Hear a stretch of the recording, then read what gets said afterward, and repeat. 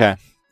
Regardless, I'm playing CM Hugo Berthier from France. He's going to be met by a very solid Queen's Gambit declined. Somebody criticized me for playing shit openings last time I was playing, so now we're a series openings only stream.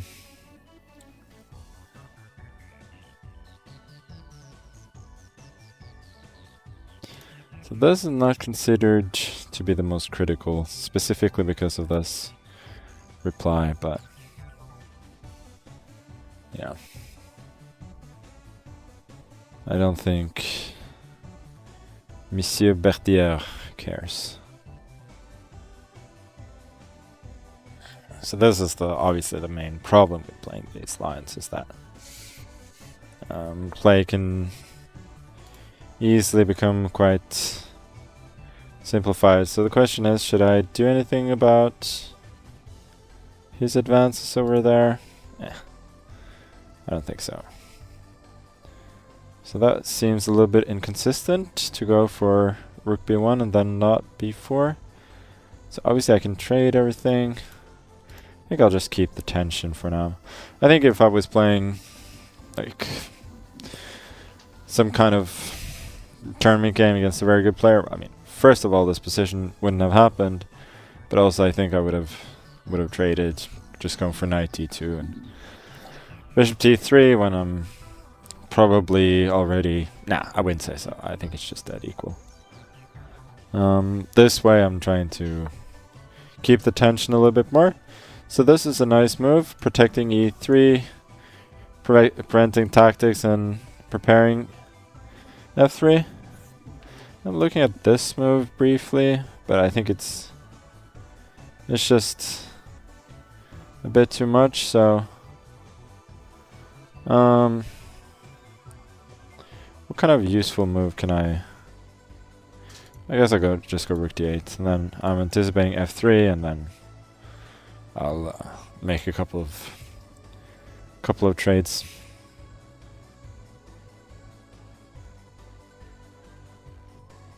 Maybe I should take on c3,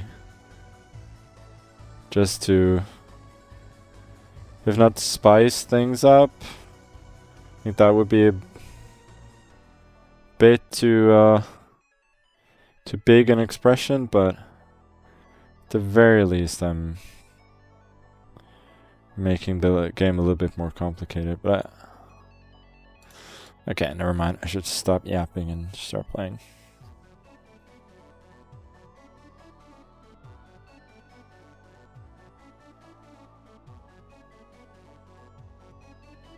Bishop f5, there's knight a2. So I'm assuming bc3. And then c5 was the idea.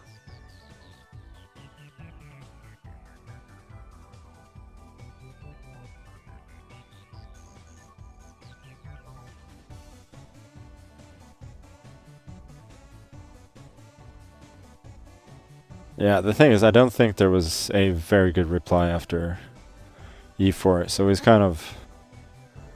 I mean, I don't think it was bad for me either, so it was more kind of a semi-bluff than a pure bluff, but I don't think I had anything particular there.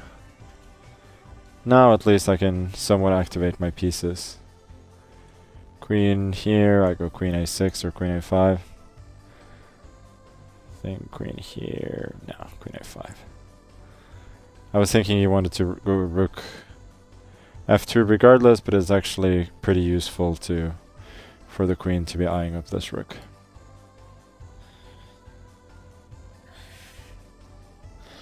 I was assuming queen b7, rook c2, that I had good play there. Yeah, now rook c3, queen b7. Don't see anything big there, so I guess I should just protect my pawn.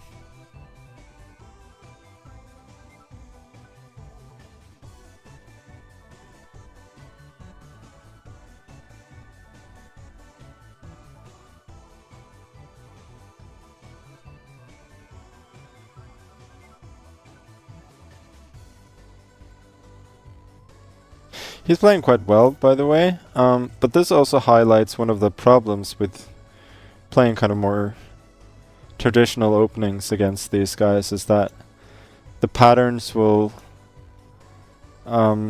be more familiar to people, which makes it a lot easier for them to play.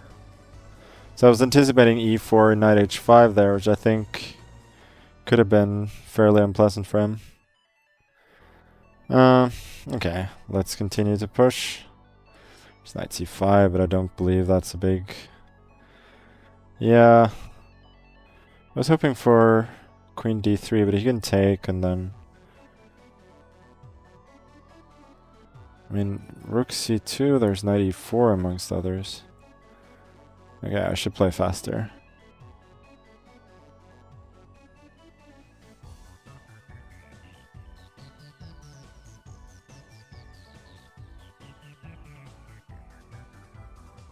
Check.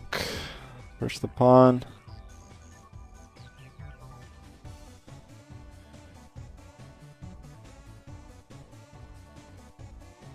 I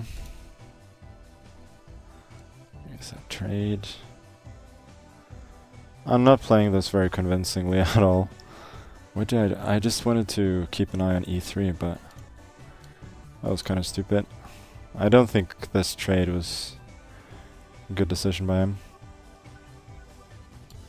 Okay, we block.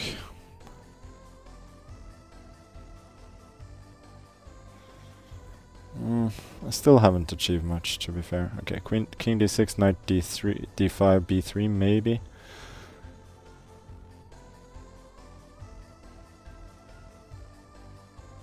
He cannot protect the pawn, and then I should generally win.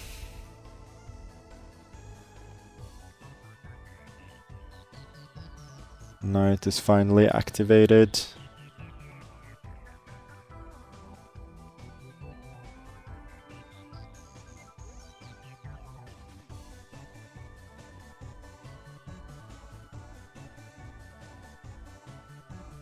Okay, let's go here. Knight d3.